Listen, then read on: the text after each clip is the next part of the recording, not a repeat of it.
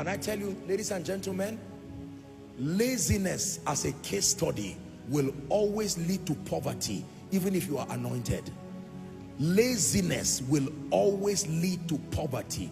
I'm sorry to say there are preachers who are lazy, always resting for doing nothing. Always resting for doing nothing. There are business people who are lazy. You open your shop by 12 and close it 5 p.m. for fellowship. Nothing wrong with the fellowship, but you are going to be poor because you are not taking your work seriously. Are we together? Have you seen people like that? Customers come and knock. They wake them from sleep. We want to buy the crate of minerals and the people yawn and say, why now? Yeah, it's too early, 8:30. No, sir. No, sir.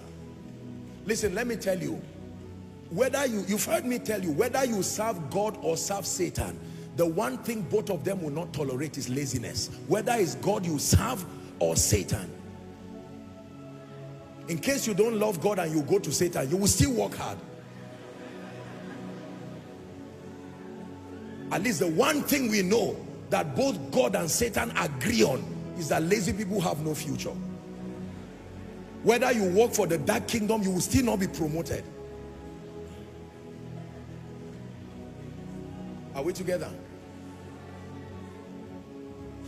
I've had back-to-back travels. By this morning, I was in Lagos for a conference. I returned back. I'm still standing. There are many young people behaving as if they are 70 years. Let me tell you the truth. The Bible says, I must walk the works of him. After the oil comes on your head, use your hand, walk. Let me speak to every gentleman in Koinonia here. Listen, before you clap, my dear people, you know I'm for you, eh? Gentlemen, walk. Monday morning, tomorrow, don't wake up and you are snoring and stretching and saying, I'm anointed. Get up and walk. What work do I do? Read if you don't have a job. Learn from those who know what they are doing. Pray, prepare. Go and find some place to intern while you are waiting. But by all means, fight laziness. Carrying certificates, wearing suits and saying, I'm a graduate. Thank God for that. Be gainfully employed. If a job does not come, make zobo, make something, make donut. I will pray for you. Make it. If one door closes, cry for a few minutes and force another one to open. That's the mindset of champions. Don't sit down telling us what happened last year. You are not the only one who went through it. We're all in Nigeria here. Flimsy excuses you find people make. Oh, you know the way it is, our job. You've been hearing what is going around. We all had it. You are not the only one who was affected.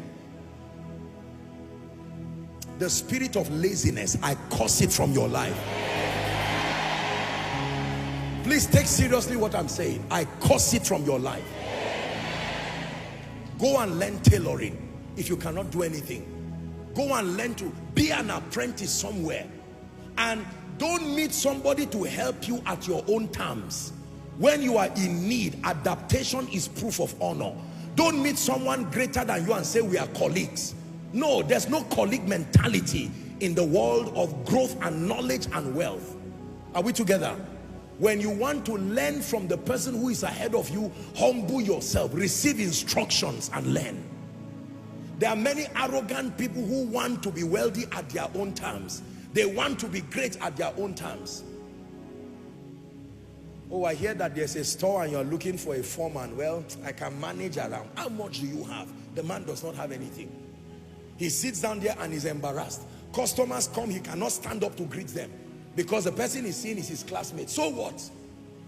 Let the classmate see you so that when God lifts you, he will know that you did not walk your way by manipulation. Are we together? The man who does not have and is too big to receive and too big to learn is the one who will remain in that condition forever. I tell you, if I did not succeed with my life as a man of God, I will humble myself. Even if it's somebody I raised, I will humble myself and learn. It does not kill. It's better to humble yourself and learn and grow. Which one is more embarrassing? To learn earlier and bail yourself out, or to stand in pride and then you find out everybody has gone and left you alone there? Our generation is an arrogant generation. No results, and yet everybody is everybody's colleague. This colleague mentality, we are colleagues to fathers, we are colleagues to senior mentors, we are colleagues to people with potent, undeniable results. No learning, no humility to learn. Tonight's teaching is hard, don't worry, it's out of love. This is how to prosper you.